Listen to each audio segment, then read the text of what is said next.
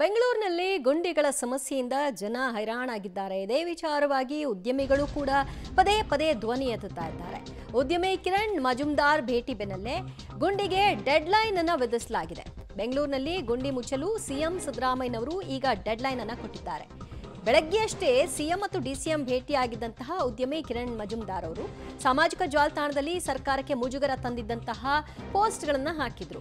ಕಿರಣ್ ಮಜುಮ್ದಾರ್ ಭೇಟಿ ಬಳಿಕ ಬೆಂಗಳೂರಿನ ಗುಂಡಿಗೆ ಡೆಡ್ಲೈನ್ ಅನ್ನು ವಿಧಿಸಲಾಗಿದೆ.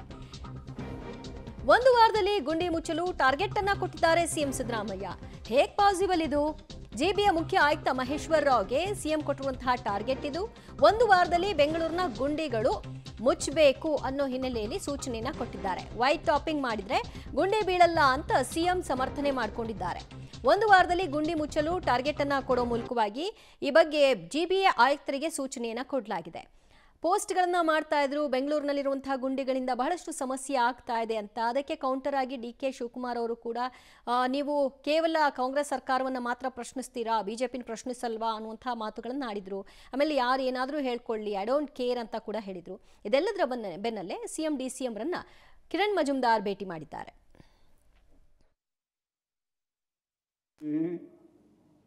ಏನು ಸಹಾಯ ಮಾಡಲ್ಲ. ನಾನು ಹೇಳಿದೆ, ಈಗ ತಾನೇ ಮಾತಾಡ್ತಾ ಇದ್ದೆ ಅಧಿಕಾರಿಗಳ ಜೊತೆನಲ್ಲಿ. ಈ ಮಹೇಶ್ವರ ರಾವ್ ಮತ್ತು ತುಷಾರ್ ಇವ್ರ ಜೊತೆ ಮಾತಾಡ್ತಾ ಇದ್ದೆ. ಇನ್ನೊಂದು ವಾರದಲ್ಲಿ ಗುಂಡಿಗಳನ್ನು ಮುಚ್ಚಲೇಬೇಕು.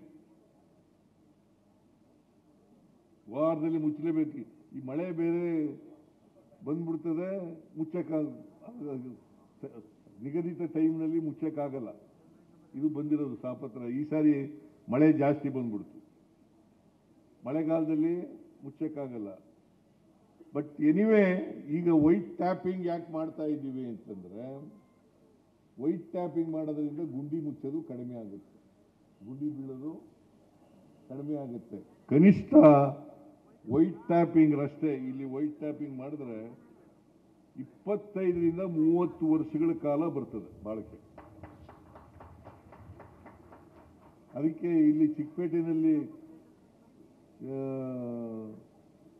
ರಸ್ತೆಗಳು ಚಿಕ್ಕದಾಗಿದ್ದಾವೆ. ಅದಕ್ಕೋಸ್ಕರ ವೈಟ್ ಟ್ಯಾಪಿಂಗ್ ಮಾಡೋದು ಮತ್ತೆ ಹೊಸ ಯೋಜನೆಗಳನ್ನು ತಯಾರು ಮಾಡಿದ್ದೀವಿ.